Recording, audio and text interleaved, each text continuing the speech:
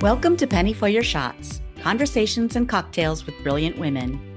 I'm your host, Penny Fitzgerald, and I believe the best stories are the ones shared over a glass of wine or a cocktail. Each week, I sit down with women who've said yes to building something meaningful, often after years of putting everyone else first. We talk business, big dreams, and the mess in between. And of course, a few favorite drinks. So grab a glass, get comfy, and let's pour ourselves into Penny for Your Shots. Ever felt like you were climbing the ladder of success, only to realize it was leaning against the wrong wall? This week, I'm talking with Aoife Roche, a powerhouse entrepreneur who left behind the corporate grind, became a world champion fitness model, and built a business that reflects her values, her vision, and her voice. We talk about resilience, identity, success guilt. Yep, it's a real thing. And what it really takes to rebuild your confidence when life or business knocks you sideways. Plus, we get real about boundaries, relationships, and the whispers that won't leave you alone. The ones nudging you towards something more. You're going to want a notebook for this one. Here is Aoife Roche. So I'm going to answer the first question before you ask, and this is probably going to be how to pronounce my name. It's Aoife. Aoife. Okay. How do you pronounce your last name as well? It's Roach. The spelling is very misleading when people look at my name. It's Irish, correct?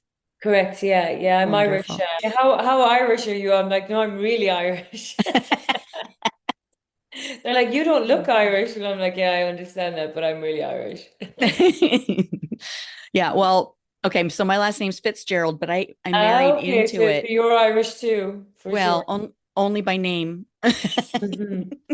Yeah. Well, you've got like the red, I you have the ancestry, I would say. Well, I don't know. My parents allegedly were all German, so it came from, Okay, yeah, yeah. but who knows? It's not that far from No, Ireland. it's not. No, no. That's when people say to me, I'm like, the Spanish Armada invaded Ireland. I was like, that's probably why. I probably had a rogue ancestor somewhere along the line because I don't look like the traditional Irish person. Well, that's So tell me a awesome. little bit more about you, Penny, just before we start.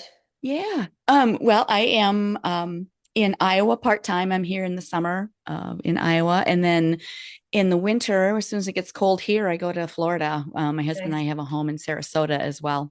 Oh, nice. I heard that's beautiful with the white sandy beaches. It's gorgeous. Yeah. Very, very calming. Yeah, I can imagine. Well, that's great so that you can have both places so you can avoid the weather. Yeah. Hmm. Exactly. Exactly. Yeah. So what brought you to the United States?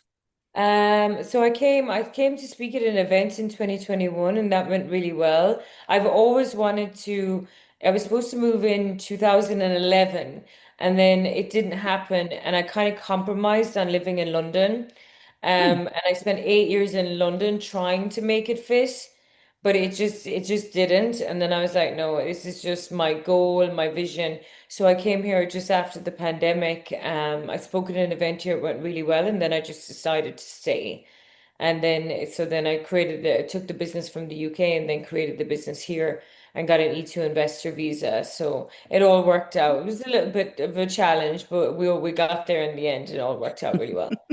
Well, that's great. That's great. So you were doing the same type of business In in Ireland, Europe? yes. Yeah, so my background was in corporate. I spent 10 years in corporate, getting to the top of the ladder, team of 27 men, tier one financial Oh, institution on the wow. C-suite to realize actually now I've arrived here, it's no different and I still have to fight for my spot every single day. You know what I mean? I'm always going to be underrated, undervalued. Hmm. That's just it's changing, but those corporate organizations, it's just like that, right? So I Hmm. looked at all the women above me. There wasn't many, but they were divorced, they were having affairs, their kids were fighting with them, they were working 12 to 15 hours a day. And I thought, you know what? Absolutely not.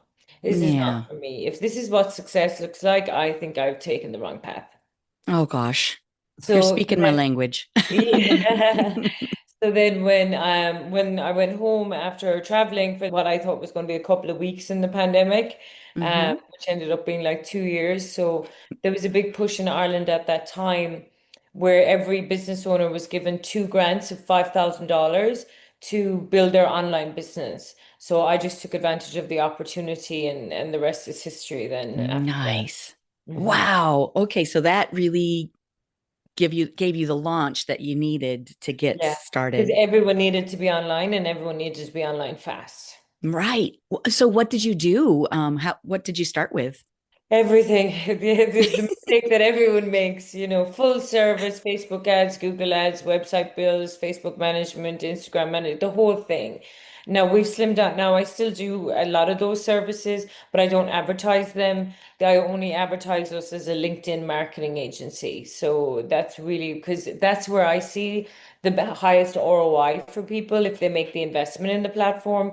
But it's not a sexy platform, right? It's Mm. just not, you know what I mean? Hmm. But at the same time, but if we have clients that are like, we need a website or we need ads or, then I'll do it. But as a full service is just really difficult. And in the advancement of AI, like I literally started an ad campaign there that I needed to launch at like 10:45, and I've it launched and up and running now because we can write all the copy with AI, we could do all like the graphics with AI. So I think it's a dying business. Where it's going to be people are just going to train people who are smart in AI to become their media managers. So I think it was probably a good move to kind of transition a little bit out of that because I see that dying Yeah.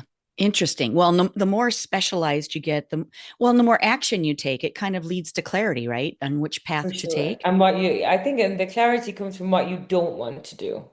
Mm, And hmm. I was on a podcast yesterday and they asked me that. They said, how are you so definite and so confident in what you do? And I said, no, I've just failed more times than you guys have tried. That's Yeah. all that it is. You know what I mean? You just learn the Mhm. hard way in many cases, but Yeah. you learn and then you go, okay, I'm not going to do that again. And that's kind of how I found that I've kind of had the accelerated growth. The accelerated growth is going from one failure to another failure quickly without any loss of enthusiasm. Oh gosh, that's big. That is big. I feel too that the more resilient you can be, it's the ones who stick with it that are the ones who win. The only way you lose is by quitting, right?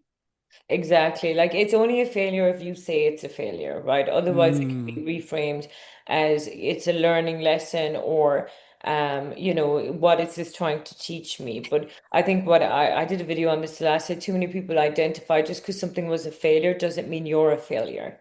And then Right. they get tangled up in their identity because just like I had two partnerships dissolved in the first 6 months of this year, it was enough to derail anyone at like Mm. tens of thousands of dollars. And I was just like, oh, well, okay, let's just rework it. We obviously didn't build it correctly the first time. Let's try it again. And I think it's like that's a good point that you made. It's about that resilience that we might have a day or two feeling sorry for ourselves, and then we got to dust ourselves off, put our big girl pants on, and go back out into the world with no loss of enthusiasm. Yeah. How do you do that? How would you suggest somebody listening to this might reframe it so that they can be that resilient and yeah, let's do it again. Yeah, you know what? And this is really important. What I do is I don't really vocalize or talk about what I'm doing a lot of the time to people. Because I think when you talk about what you're doing to people, you sometimes dilute the vision of what you're doing, especially if you're talking to people about who haven't done what you're trying to do. Right. Oh, So then yeah. you open yourself up to this like negative feedback and which can create an internal narrative. And then when things go wrong, I also don't really talk to people about it because I'm like, people are going to, people are our friends and they want to justify and they want to rationalize and they want to tell us all of the ways that the other person was wrong and how we've been hard done by. But all that does is just keeps us stuck. So I've kind of learned to be very stoic in my successes and stoic in my failures. And then just kind of go, okay, now what do I need to do? And then when I come out the other end, I'll discuss what happened. But I think too many people and then you just get tangled up in this colluding, and then that dilutes the vision and it just amplifies the emotions that we feel, especially if someone's buying into your story and you're like, Mhm. yeah, I can't believe they did this to me, or I can't believe that happened. And then we just Hmm. get stuck in the story. Right. So it's like, every time that I try to catch, and of course we're humans, we're always like we always like to talk. But when I catch myself colluding, I have like a trigger in my mind that goes, actually, um, you're moving away from your vision by this behavior right now. You're giving your power away to other people. Mm. That you don't have enough in you to be able to be self-assured to be able to do it yourself. And that for me has been probably one of the biggest game changers. And then if something goes wrong, I'm not really that worried about it because the only person who has to deal with it is me. Because I haven't made a big deal about it to anyone. And then I think that's what I found has been really helpful. That's great. Yeah, well, I think our friends mean well, Yeah. right? I mean, they're just trying to protect us, trying to keep us safe, and our own nervous system is trying to do the same thing, trying to keep us safe. But that's what keeps us small.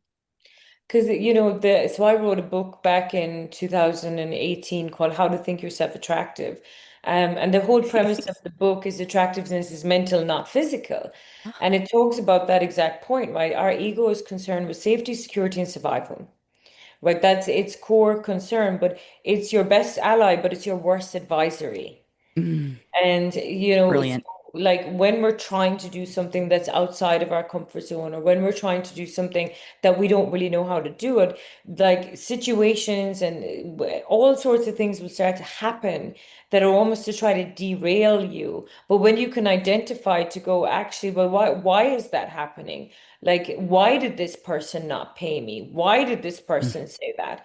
And become more the observer rather than mm, the participant, then it becomes a lot easier because our egos can only reference the past. So we can only mhm. look at the past to go, what happened before? And then that it gives us that world view of this is a fixed outcome because this happened before, it's going to happen again. But Mm, that's not the case, right? And you've got to be very anchored and very clear on this is what I want to do. And even if it does fail. So as people say to me, well, what if it fails? And I say, even if, it'll be fine. We've mhm. survived everything up until now. I'm sure we've a Yeah. 100% success rate for survival up until today. Up until now. Yeah. Up until now, so we've got a good success rate. So I try to like be very, very anchored in that. And like, but it all boils down to what we talked about resilience and Mhm. understanding that identifying failure. Just because you identify a failure in your life doesn't mean you identify as a failure. Right. Absolutely. Well, Mhm. and the better question instead of what if you fail is, well, what if I succeed? What if For it sure. becomes more than I even can envision? And Because that's usually a the lot of case. people, and even I would argue, I think I've gotten a little bit better at it by now, but a lot of us have success guilt.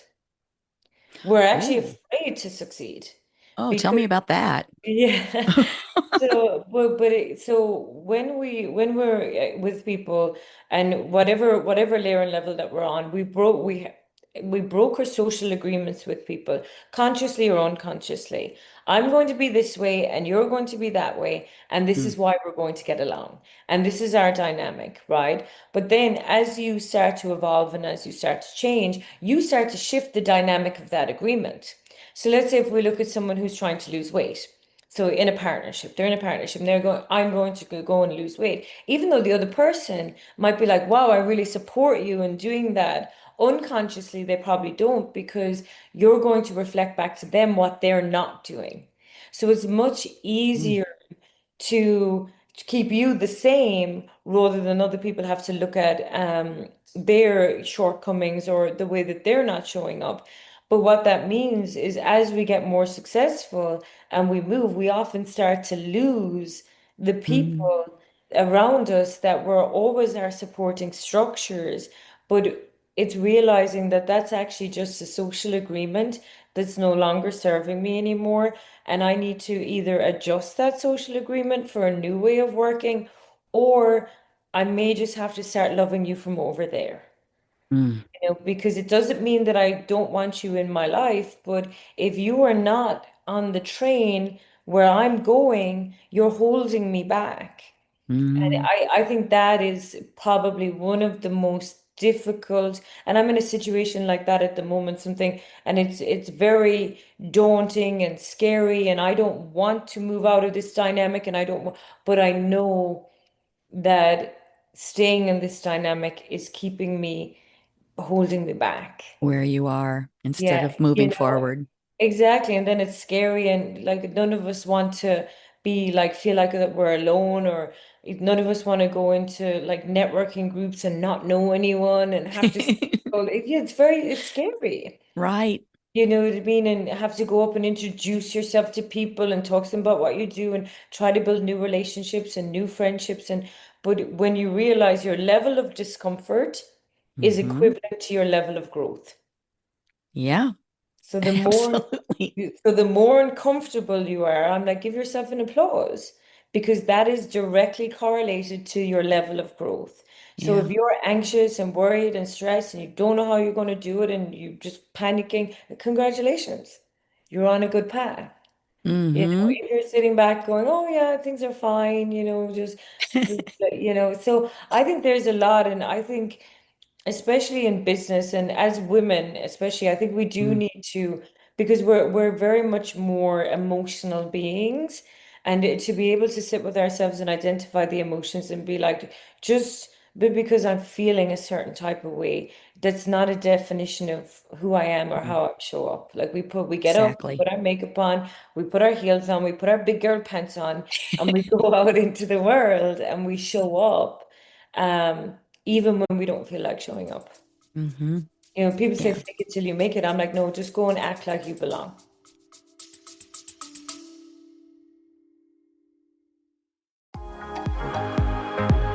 Hello, friend.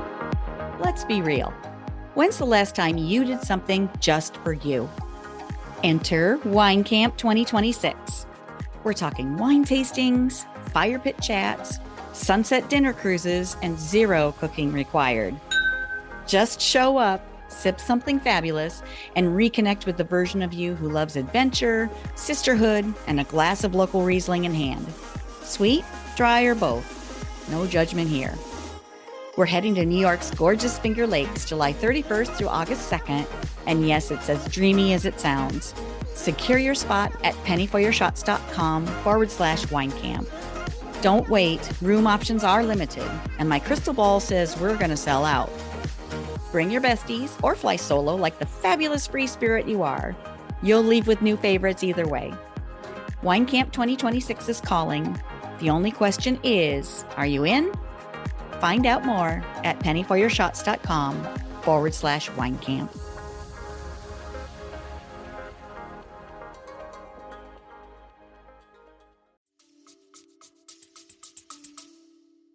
Yeah, Mm. yeah, absolutely. Well, and most, maybe not most, but a lot of women, I feel the people that talk with me are, they've for so many years just put one foot in front of the other and they're busy caring for others. They're bringing up their family. They're, doing what they need to do to help the family move forward or survive even sometimes. That they lose themselves. They don't remember how strong they are and how resilient they are. And maybe they don't even remember their dreams and what they wanted. It's especially when because now I'm don't have kids, right? So I can't Hmm. speak to what it's like to have children, but I can see from all of the interactions with all of my friends that have kids. The first part of it is as a woman, they get into a dynamic with a man or a relationship with a man. We all do that. And then we sort of lose ourselves in that, right? Hmm. Because we're sort of like taking care of them. Like it's scientifically, I was reading some research the last day that men benefit much more from the relationship than the women do I've because heard we're that too. pouring into them. Like as a woman, everything that you give us, we're going to amplify. You give us sperm, we create a baby. You give us, a house, we create a home. We amplify things. So I think that's the first kind of line that we lose ourselves in the relationship dynamic, right? Then the Hmm. kids come along. Then you Hmm. start to lose yourself to the kids, right? Because then the kids become the priority, and then the husband or the partner is the priority. And then the woman herself, unless she's very self-aware and able to put very strong boundaries in place about her own personal time, tends to lose her identity in that. And then the Mm. way that I see a lot of women lose their identity, they'll stop taking care of themselves. They're just too busy. They're not going to the gym. They're not working out. They're not dressing up. They're just, like you say, one foot in front of the other every Mhm. day, just grinding. And then you arrive at a destination where either the relationship itself, collapses, or it just becomes stale because people are together for a very long time. The kids start getting their own lives, and they Mhm. start going out and doing, and then the woman is left with herself to look in the mirror and go, "Who the hell are you?" Exactly. You know? Yeah, Like exactly. it's like they're only seeing each other for the first time, and then it takes a lot of courage, and it takes a lot of strength and it's tough to be able to go, no, I'm going to claw back Mm. my version of myself, and I'm Mhm. going to start. And the first way I talk to people, I'm like, just go to the gym. I'm like, get in the Mm. gym and start. It's really simple. Just craft out that time, and I don't care whether you think you have time or you don't have time. This is your time to go in and start to invest in yourself. And then, like, the surprising thing that most people don't realize, when you go to the gym, it's really hard, it's really hard, it's really hard. And then 4 weeks, nobody notices. 8 weeks, people are going, "You're doing something different." Like, what is it? Then 12 weeks, people are like, "Oh, what are you doing? How are you doing it?" And with that, that builds your self-esteem. It builds your confidence. It makes you feel better. You look better. And then you're kind of more armored up to be able to go out into the world and go, okay, maybe I want to start that business. Mm. Maybe I want to get out of the house. Maybe I want to do something different. But it's very difficult to embark on something new when you're not feeling good inside. Right. You're not Right. going to be feeling confident in Mm. yourself, right? You're not going to be feeling capable. You're going to feel, a whole bunch of things. So I'm just like, just start with the gym, get on top of the Mm. nutrition. And it sounds simple in theory, but Mm. it's really, Mhm. it's really not. And very few people really have mastered being able to, they say to me, what's the most important muscle in your body? And I said, the one that controls your hand to your mouth. That's it. If you crack that one, that's the one that's going to make all of the difference. And I think Mhm. that having women invest, just creating that time for themselves is just so, so important. Well, in any movement, just getting your body to move, Yeah. it helps create that resilience against the stressors. It kind of releases some of that. Hmm. Plus, getting out, if you're taking a walk out in nature, you're also getting the benefit of being one with nature and feeling better and having the sunshine on your face and feeling the ground under your feet. It's a grounding experience just being outside. Absolutely. And then, like, even when weightlifting in the gym, building that muscle, right? Like, it's Mm-hmm. literally building yourself back up. And as women, we're always defying gravity, right? We're always, everything's going south, right? So we need Yes. to have a counter attack, to make sure that, but there, like, studies have shown, like, people who have strong thighs are living longer. It's better for your cognition. Like, I was out for dinner a couple of weeks ago with one, he's a doctor very heavily involved in stem cells, embryonic stem cells, and Mm-hmm. all of that. And he was talking about the fact that it was just so, so important to be doing weight-bearing exercises. Mm-hmm. Because there's a saying, if you don't move it, you lose it. But Right. literally, like, I see that with my mom now at home. Like, my mom's in her 70s, and she hasn't ever really kind of worked out or had, like, she used to, but not no weight bearing. And now I see so many different things deteriorating. Like, and it's Mm-hmm. very scary to Mm-hmm. think, and so I'm just like, and don't allow it to get to the point where you're not able to lift the weights. Exactly. We Exactly. need And an you can see intervention. that. Hmm. Yeah, you see that in older friends and your parents and grandparents and um yeah, bone health even is Yeah, important, for, the weight bearing balance, all of that, like the ability to be able to feel strong enough and in balance with your body to not fall, to have some of the falls as we age. yeah. Yeah, and that because most people like they don't fall. They say when people fall and they say, "Oh, she fell and broke her hip." It's actually no, your hip Mm, broke and you fell. yeah, It's like, exactly. and then as you know, we go into premenopause or menopause, our estrogen levels drop, and you Mm-hmm. know that so the bones slowly start to like disintegrate. Well, we have the win, so we're up against it, right? You know, Yeah, yeah. so it's like you've got to try to make that investment. But the gym is just so much more than like looking good. It's like discipline, it's dedication, it's commitment, it's hard work, it's consistency. And if you Mm-hmm. can harvest those values in that one activity, those will trickle into all the other areas of life. Mm-hmm. But you know, it just takes a mindset. People say to me, "How are you always so motivated?" I'm like, "I'm not motivated. I don't want to go at all, but I'm disciplined." That's Mm. it's a discipline. You know, Mm-hmm. it's a commitment that I've made to myself. And I think when I heard this and I thought it's really true, when we make a commitment to ourselves, right? Let's say we say, okay, I'm going to get up next week, I'm going to go gym on Monday, Tuesday. When Monday comes, you don't go gym. Tuesday comes, you don't go gym. Wednesday comes, you don't go to the gym. What that actually does is it reaffirms to your subconscious mind you can't trust what you tell yourself. Mm-hmm. Exactly. And I think that's really important because if Yeah. you can't trust yourself, Mm. who can you trust? Well, and whatever goals that you set, then it becomes, well, I'm not going to do that either. Yeah. How you do one thing is how you do everything. Exactly. Hmm. Yeah. It's very important. Have But you yeah, always been so disciplined? Especially about the gym? yeah, well, so I've always been competitive, and Okay. that yeah, I've always been a competitive person. But so I spent 10 years in corporate, like I said, got it all the way to the Yeah. top, then realized that's not where I wanted to be. And I left corporate and I took 2 years where I was like, I'm just going to travel around the world. I'm going to find myself or whatever you want to, you want to say people do. But then like I was always used to get attention because of my physique, because I was always quite athletic. And then people were like, you should do fitness modeling, you should try it. And I was like, "Oh, really?" And then I was like, okay, I was always told not to be a show off as a child. Don't be Uh, too big for your boots. Don't show off. People won't like you. All of this. So I was kind of going through a lot of self-development at that time. And I thought, well, what could I do to kind of unravel that conditioning? And I was like, well, I could become a fitness model. That's the ultimate show off, to be honest.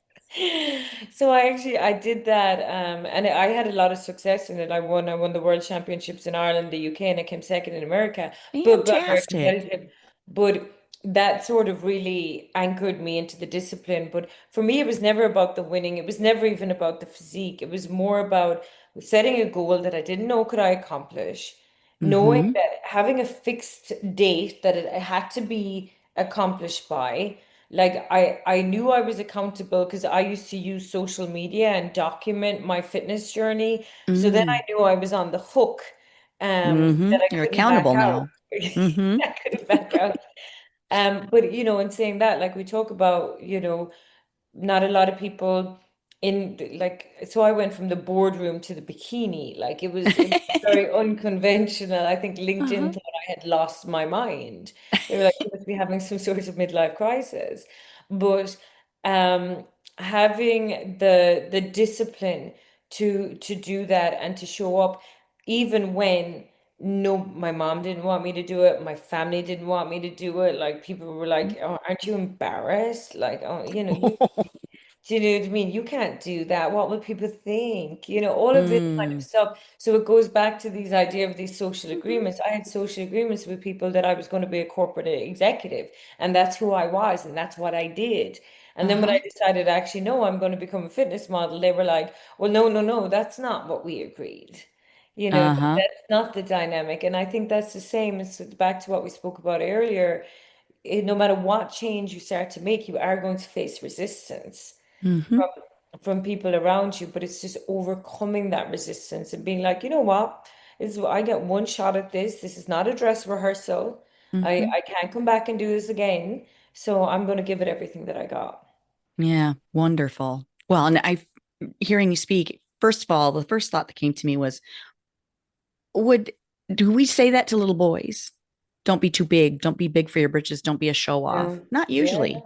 no, no. Not in the same way anyway. No. Or like, and there was, because I grew up in a very Catholic household in Ireland. So, Mm. like, we had the whole religious thing thrown on top of Oh, us. yeah. We were going to hell if we just, if we, A little guilt going on. no offense to God. Like, I believe in God or whatever, but I do believe that, like, there was ways and means that the education was used to almost control and manipulate us into certain lines of Oh, for thinking, sure.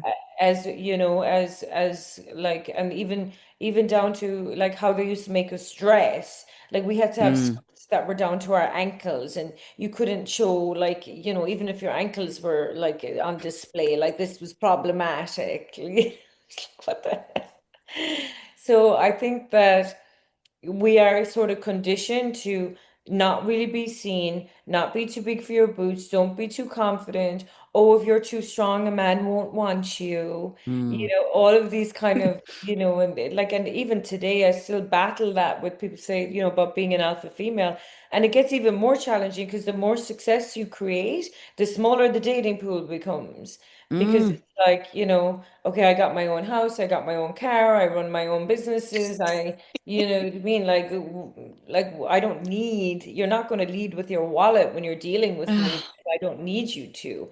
And then I think there can be societally, women can be sort of oppressed to be made feel that that's incorrect. And you should be at home and the homemaker, and you should be, like, being super, but you can still be strong and be in your feminine.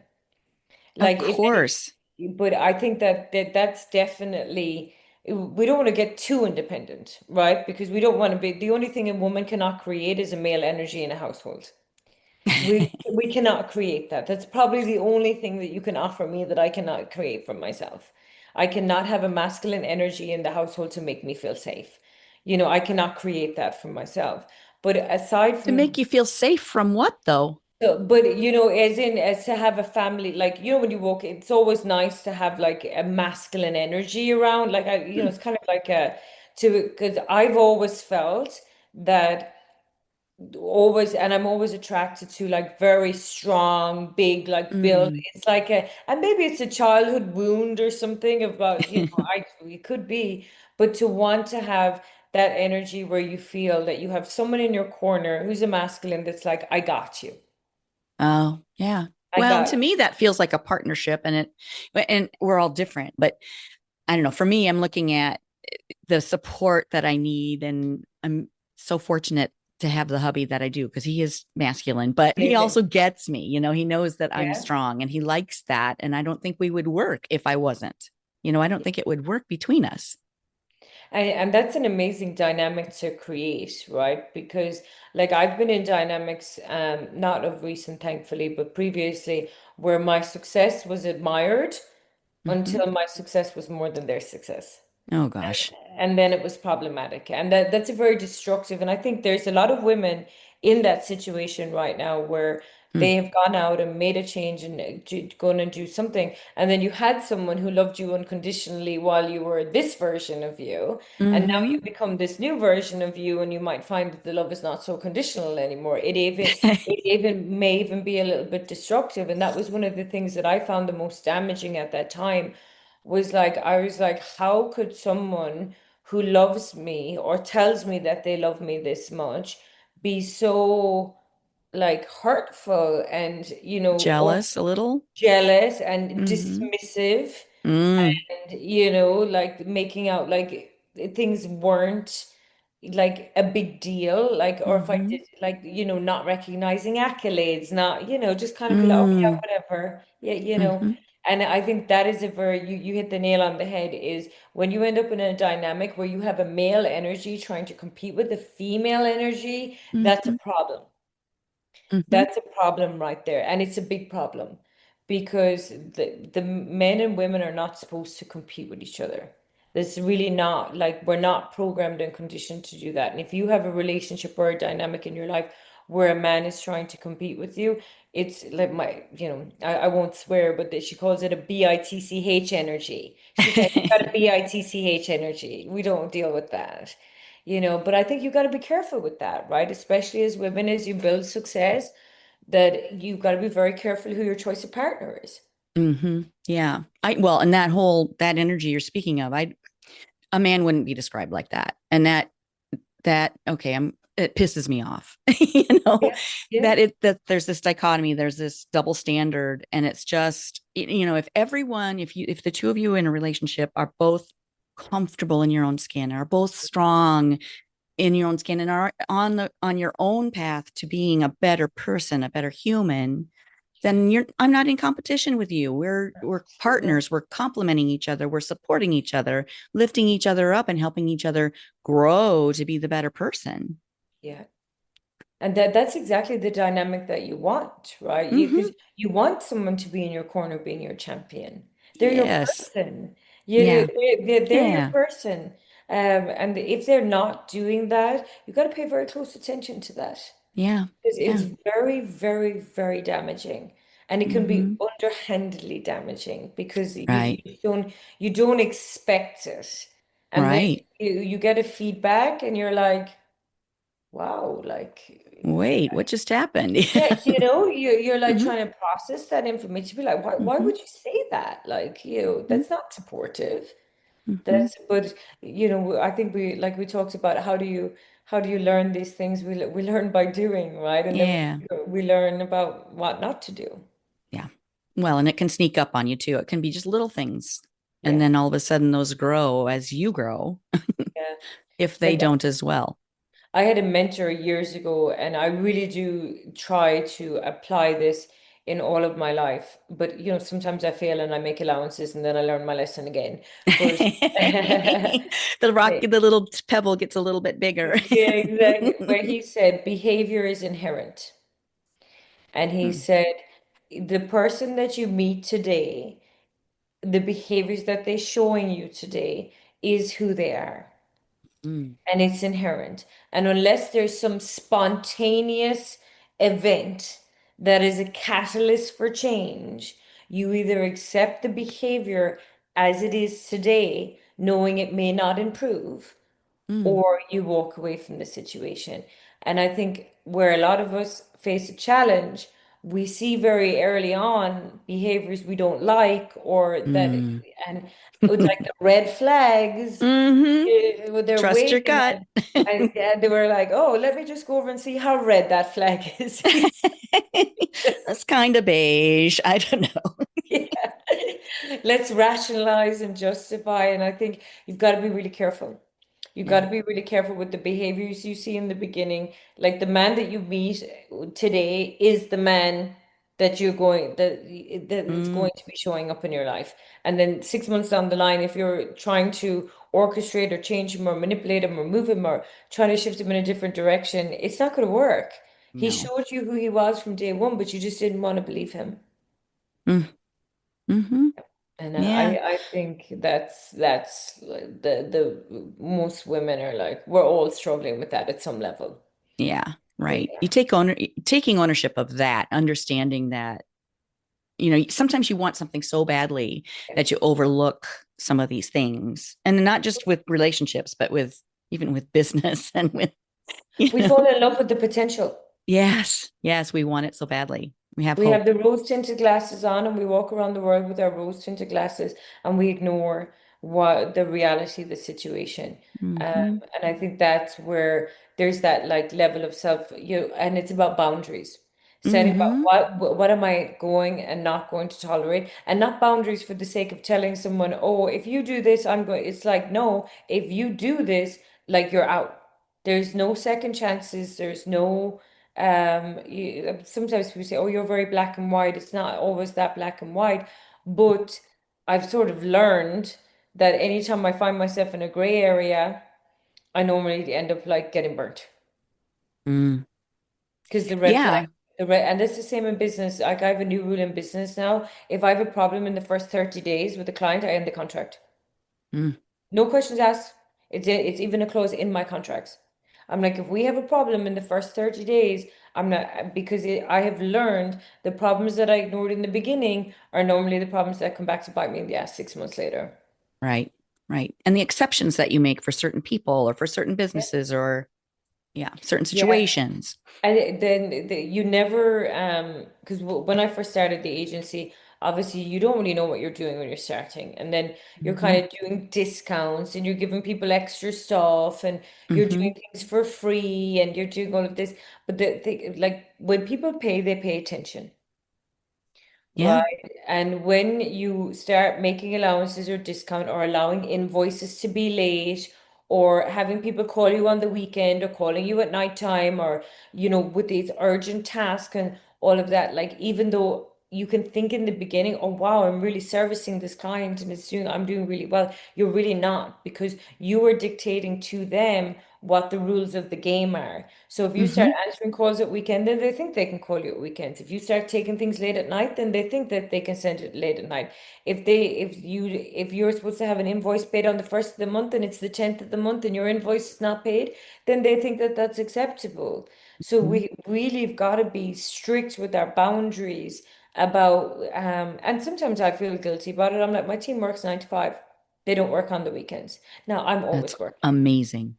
Yeah. I'm always working. My phone, I always have my phone, but we do have that because otherwise it just gets out of control really quickly. Don't you feel like that was a thing with corporate too? I felt like it, I've been out of corporate for a number of years, a long time. But back in the day, it felt very much like, no, you're just expected to do these things. And when you get something, an email over the weekend asking for something, you just do it. Or if a client asks you for something, you do it. Doesn't matter what time of day or what it is. Yeah, and that's like conditioning. I think we had the hustle culture, and that was really and I'm not Yeah. saying there's anything wrong with that, right? I've been working 80 to 100-hour weeks for the last 5 years, so it would be the pot calling the kettle black for me to tell someone that's not the thing to do. However, there is I do believe work-life balance is elusive, but you have to be in control of your time like that, that's really, really important because if you're not respectful of your time, that Hmm. can come down to showing up on meetings on times, like allowing people, if you have a 20-minute discovery call, it's 20 minutes. It's not Hmm. an hour, Hmm. and if you have someone who said that they're going to pay you on this date, then it's like not starting the work until that invoice is paid these kind of things because if you don't take control of those aspects like your time and your money, it's two things I always say to people: don't play with my time and don't play with my money, and we'll get on perfectly fine. Just Hmm. don't waste either one of those things, Yeah. because if you don't have those boundaries in place, then it's very difficult for people to actually they're gonna judge you by how you measure how you treat yourself. Well, yeah, they're looking for the evidence. And if you work for them on a weekend, then they have the Yeah. evidence that that's what you do. Yeah. And then, Well, and then what you'll find that often the requests start to get bigger. yeah, They don't get exactly. smaller. Right, right. It's like you get, oh, can you just do this one thing? And then this one thing turns into two things, and then this two things Hmm. turns into three things. And before you know it, you're overwhelmed. Your team is overwhelmed because they're like, a lot of when we're working, they're employees, right? They're not Hmm. entrepreneurs. They're like, I'm not working 7 days a week, 24/7, trying to cater for a response. These are my boundaries. Hmm. And I think, but if we don't have that boundary at the top, then it's never going to trickle into the bottom. Right, right. Well, and it's one thing as a CEO or as your director of your business to be working more and to doing the extra stuff. But to ask someone else to do that, any Yeah, of us to ask someone else to expect that someone else would work on the weekend or in the evenings or on family time, that's yeah. a whole nother ball game. Yeah. And it's finding that balance, right? It really is a Hmm. balance Yeah. because, if you like continue just to, and still trying to find it, it's always a work in progress. Hmm. Because every time I seem to finish one thing, I seem to start another thing, and then I go back to square one all Wait, over okay, again. got it. Yeah. But yeah, it's like this is working now. What else can we create? Hmm. It's not always the best thing, but it is that because like you're never going to end up in a situation at the end of your life where you go, I really wish I'd worked more. Right. Right. That's not what people say when you ask them at the end of their life. What do you wish is there anything you would have done differently? Yeah. It's like I don't know what that book is called for that woman. I can't remember where she went around the hospice and she I'll have to think about it, but Mm-hmm. she went around and she interviewed all these people and it was like spend time with my family, work less, and follow through on my dreams. There was the Mm. thing that was really the main things about how a lot of people arrived to a destination. Some people more sudden than others. You know, they got sick quickly, or and they'd been putting off doing things. Yeah, for themselves or for their dream. And don't you feel like those dreams that we have, they're our purpose. When we walk towards those, we're moving towards our purpose and to serving others. It's tied together. Like every one of us has a whisper. When we Mm-hmm. lie down at night, there's always a whisper of something you could be doing or something that you just cannot get really it out of your mind. Mm-hmm. Like you're just like, oh, I really should do that. And it's like you don't want to sleep on those whispers, right? Even maybe it's the book you want to write, maybe it's the course you want to create, maybe it's the event you want to organize for women to speak at. Like, maybe it's something you want to do with your family, whatever it is, don't ignore the whispers. Mm-hmm. Yep, those are the regrets. Yeah. Mm-hmm. Yeah, and I think that that's what we want to avoid is we're all gonna do things wrong and nothing's gonna be perfect, but you just want to show up as a good human and go, I gave it my best shot. Yes, I did my best. I did my best, Yeah. in the seed of every adversity is this equivalent opportunity. No matter what happened, I still continued to show up for myself. Mm-hmm. Hmm. Aoife, there was one other thing that you said early on that made me think. Okay, so you did these things that your family maybe didn't support or they didn't understand, and you did them anyway. Was there a little piece of you that was like, watch me? Oh, for sure. Yeah. Yeah, like well, the when I did the I had when I did the UK championships, I just actually separated out of a relationship. And Mm, he was actually my trainer at the time. Before so and mm, I carried on and no shade to him, whatever, like we're mm-hmm, cool. But it was very the end of the relationship was very damaging for me and I was in a huge amount of pain. And I didn't really know how to manage that pain, so then I just mm-hmm, started to use the gym as the vehicle to mm-hmm, to express and to be able to do that. But like there was no better because he was like, had told me you're not going to make it, you don't have what it takes to do this, and mm. these kind of things. Fuel. Yeah, for sure, right? And that's the process of alchemy, right? How do we spin the lead into gold? So I use that fuel and all that pain and all that hurt and all of that to propel me forward. And then, like, when I won, it's like, because I won the overall in that show. And, my friends they were like, you might as well have got on that stage and put your middle finger up to the world.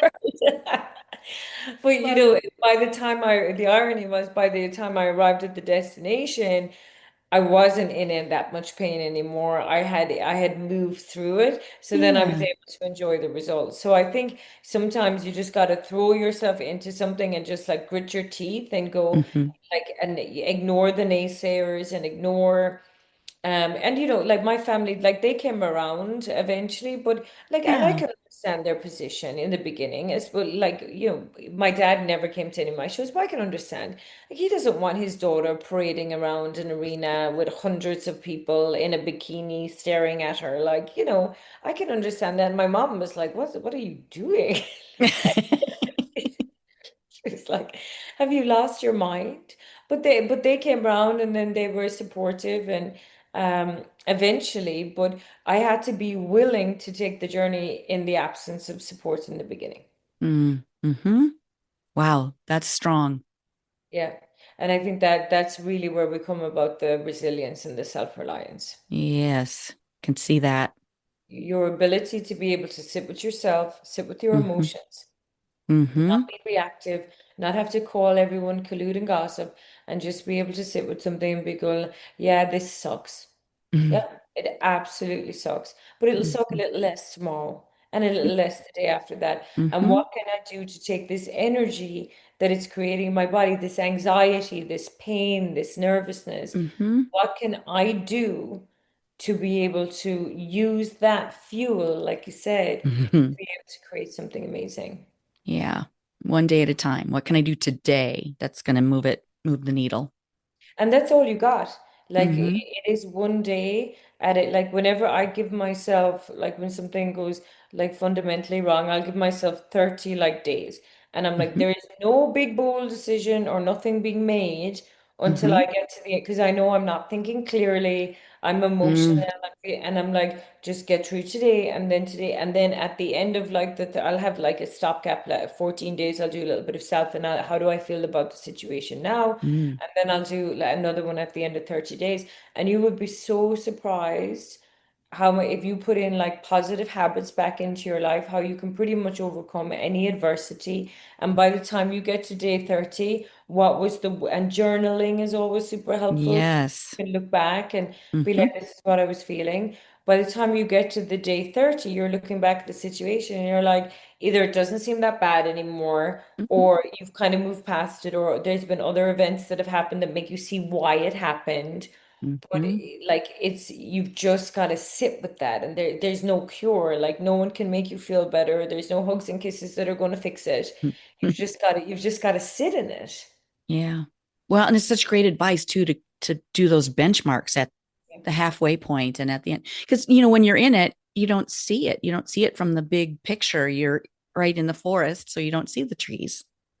Yeah, and you're emotional and you're upset, and you can, well, yeah, it can be business, it can be relationship, it can be life, it can be Mm-hmm. family. You're hurt, you're all of these kind of things. Mm-hmm. But I like, no, maybe it's not, the best, but I'll tend to throw myself into a creative project or into the gym, or I'll give myself some goal that'll distract me. And people say, "Oh, you're just distracting yourself." I'm like, absolutely.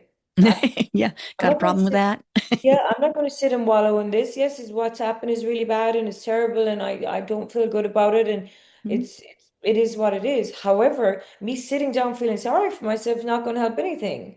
So, Right. trying to, and it can be a bit of tough love on yourself, but try to find something that has a very clear start date and end date. Mm-hmm. And then just move, like you said, exactly, move towards the milestones. And your Yeah. only focus is on getting to that milestone one day at a time. Yeah. I love it. Well, and then to be able to document it as you go too, so that you're really clear on what did I start with, and now what have I moved through? What's my outcome? And to be able to see it on paper, like as you're journaling, that's super important. Well, because you can go back, and because sometimes when things happen to us, we don't even realize how emotionally affected we are by situations Exactly. until you document and journal it. But when you go back after retrospectively, when you get a little bit stronger, and then you go back and you evaluate what happened, and you evaluate how that made you feel, and all of the you often you'll find that you get out the other side of that and you're like, you can keep that 10 foot away from me because I don't want Mm-hmm. anything to do with it, because I'm not Yeah. giving you back that control or power over me to make me feel like that again. And Right. no one make we make ourselves feel like that, but like the idea that you would revisit situations and outcomes. I see when people break up with people, they're like after a week, they're like, no, I want to get back together. And I'm like, you haven't even given yourself a chance. Like Right. just give yourself 30 days. Mm-hmm. Just sit and be stoic and don't contact and don't do any of these things. Just give yourself 30 days and then reevaluate. And if it's meant to be, well then fantastic, that's great. If Yeah. it's not meant to be, you've gotten stronger, you've invested in yourself, you're journaling, you started going to the gym, you're feeling better, you're looking better, you're still winning. There's absolutely no harm in that No, 30 days. no. Yeah. Just to take that like be a little bit more stoic about it. Mm-hmm. Wonderful. Mhm. Okay, so if I've kept you a while, so I love to ask my guests, what's your favorite glass of wine or beverage? What do you like to drink? Yeah, so I'm a Pinot Grigio woman. Mm. Yeah, or like a simple, a good cab, I'd have that as well if I was to have a red or a vodka soda and lime. That's Mm. I don't drink a whole lot because not because I have any problem with the drinking or alcohol, or people drinking alcohol. I have a problem with the hangover. Oh, That's what I have a yeah. problem with. I enjoy the socializing side of it, but the hangover side of it, I cannot deal with. It's like Mm. putting bad gas in a Ferrari, and then when you're trying to show up in your business the next day, I'm like, Mm. it's just not worth it. So I try to keep it pretty limited. But yeah, if I was a glass of Pinot Grigio or a cab if I'm having a steak, or if I'm out in a restaurant, I might have like a vodka soda lime. Nice. Yeah, hydration is the What key. about you? What's your favorite? Oh, my favorite. It depends on the day. Yeah. Some days are, yeah, and who you're enjoying it with or what you're eating, that whole thing. I'm a good Prosecco lover, though. I like a Mhm. nice, crisp bubble Yeah. champagne if I can, but Yeah, Prosecco, Prosecco. I like Prosecco even more so than champagne sometimes. I think Prosecco yeah, can be a safer bet. a little bit lighter. Yeah. Yeah.